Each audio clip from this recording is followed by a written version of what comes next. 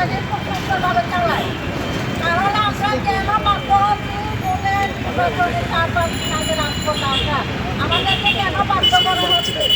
এখানে দুষ্কর্মে নেমে যাবে, এই বিচারটা কে করবে?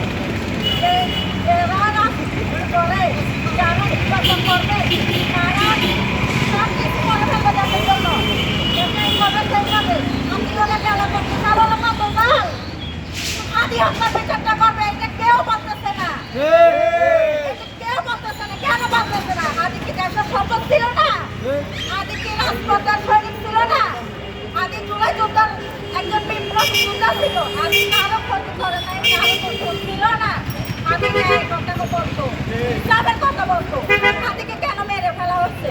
এই জন্য কোন রাজনীতি দল কেন কথা বলতেছে না? আমরা সাধারণ বিপ্লবীরা কেন রাজপথে আসতেছি? সবাই উচিত ছিল নাকি হাতির ন্যায় বিচারে, হাতির ইনসাফ পায় মতো বিচারটা করা? তাহলে আমরা কি মনে করবো খুনি আপনাদের আপনাদের বড় সন্তান? খুনি আপনাদের একজন না আপনারাই একজন?